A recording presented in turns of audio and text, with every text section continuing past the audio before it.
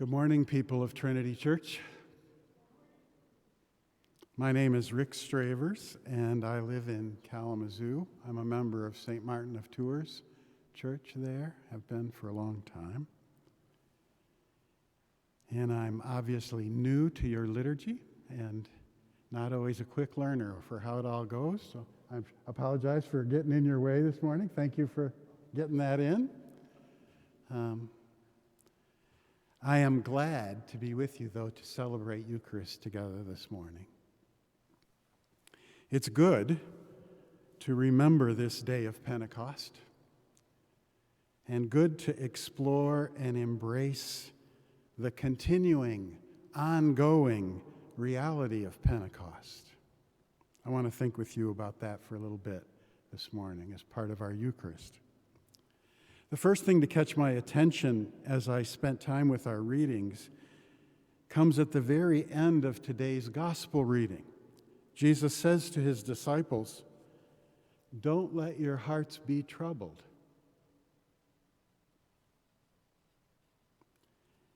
And that speaks to me because my heart has been pretty troubled in the past few weeks. I have felt really shaken by the shootings in Buffalo, New York. Shootings of black men and women who were shopping in their neighborhood grocery store. Shot by a young white man who had been seduced by the lies of white supremacist propaganda. Ugly and fear-drunk lies. And then 10 days later, the shooting in Uvalde, Texas. Another young man, we don't know anything about why, kills so many beautiful fourth grade children, 10-year-olds, and two of their teachers. And these two events, along with, I guess, the undercurrent of other things happening in our country and our world, from climate change to the invasion and destruction and killing in Ukraine, all that stuff has made me troubled.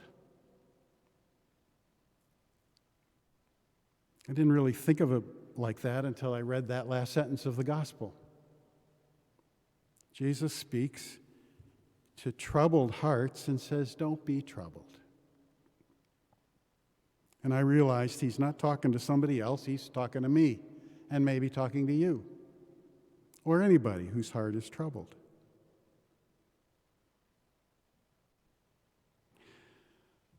When Jesus or God the Father says things, we often hear it as judgment, but when he says, "Don't be afraid, don't be troubled," he's not judging us, I don't think. He's not scolding us. He's not trying to add guilt feelings on top of our troubled feelings.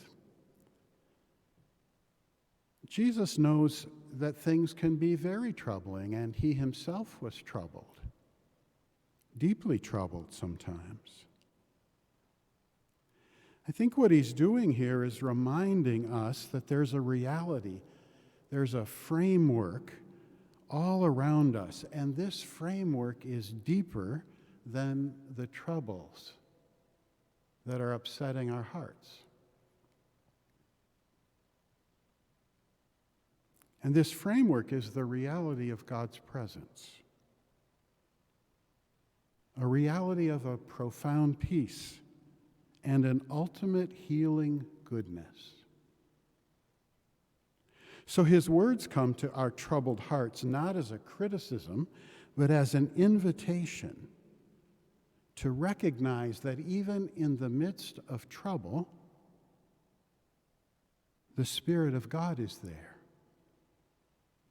abiding with us, dwelling within us.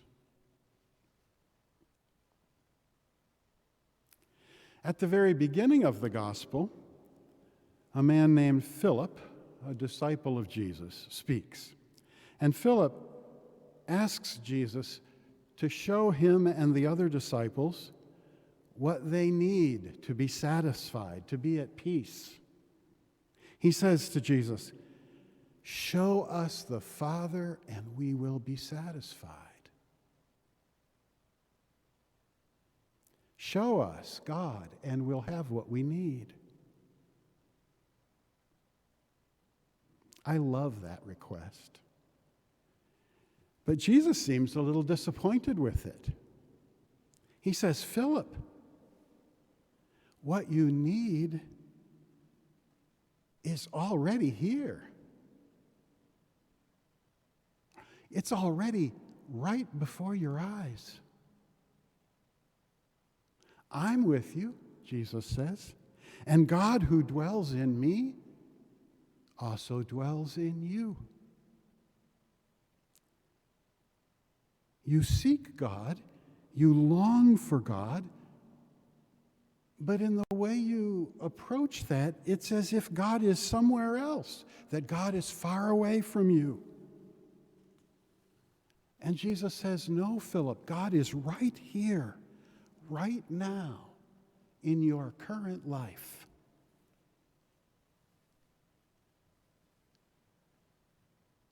So Philip sees himself somehow as living in the absence of God and longing for God. But Jesus says that's not quite right. Some part of us knows it's not true. Some part of us already knows that God is with us and within us. And Philip surely must have had some sense of that as well. St. Paul is talking about the same thing in our second lesson. He says, when we call out to God, Abba, Father, this very longing for God is itself a sign that God is not far away, but within us.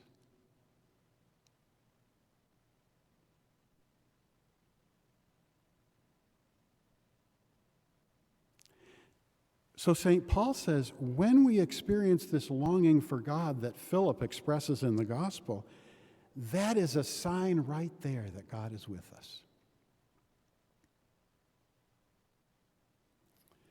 And then in our psalm for today, the presence of God in all of creation is a subject for rejoicing. It's filled with the joy of realizing that everything that is, everything that exists, every creature, every person, every tree, every plant has existence by the breath of God. And the psalmist sees so much incredible diversity in the world and in nature and says, "Oh God, how manifold are your works." That means how multiple they are, how full of variety are your works.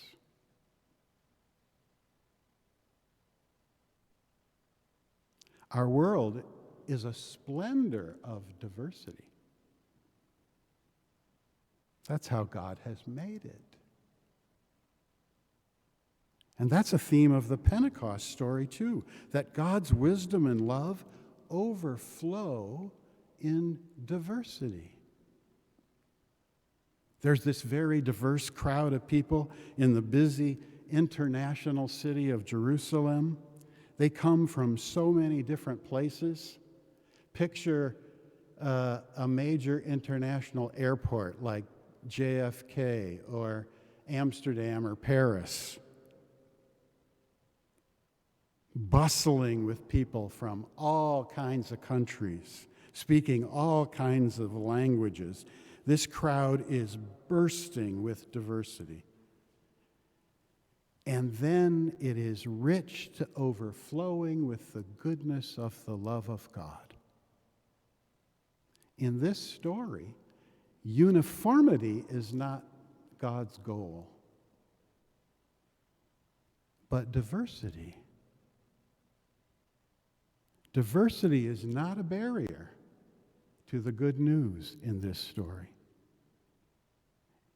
God's goodness is expressed in a rich, multifaceted, miraculous, thrilling diversity. The good news of the presence of God, of God's breath, God's Spirit, bringing everything to life, touching every person, however different they may be, and touching them in their own language, speaking to them in their own language. So they don't need a translator, because the good news comes to them in the language of their own hearts.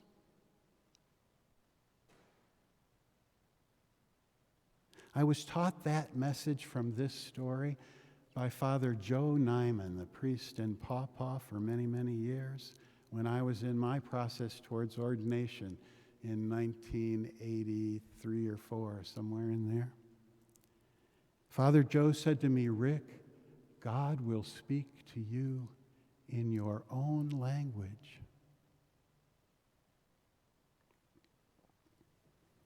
And that's good news, isn't it? The good news of God's life comes to us in the intimate language of our own hearts, each of us. We don't have to try to hear God's news, good news, in somebody else's language.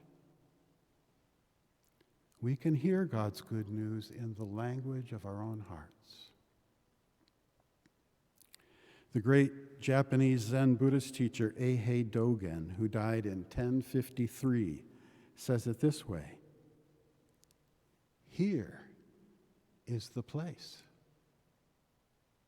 Here the way unfolds." So all the creatures around us, all the people around us, we ourselves, whoever we are, all of us are expressions of the good news of the life-giving Spirit of God. And when our hearts are troubled, as they may very well be right now, Jesus invites us to come home to our heart of hearts, to come home and recognize the peace of the presence of Christ right here, right now, even in difficult times. We are invited to come home and experience the loving and wise and undefeated presence of Christ within us.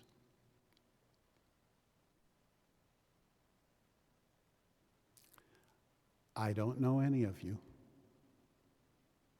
but I know this is true for you. This is good news that we can embrace and celebrate in our Eucharist together this Pentecost morning. Amen.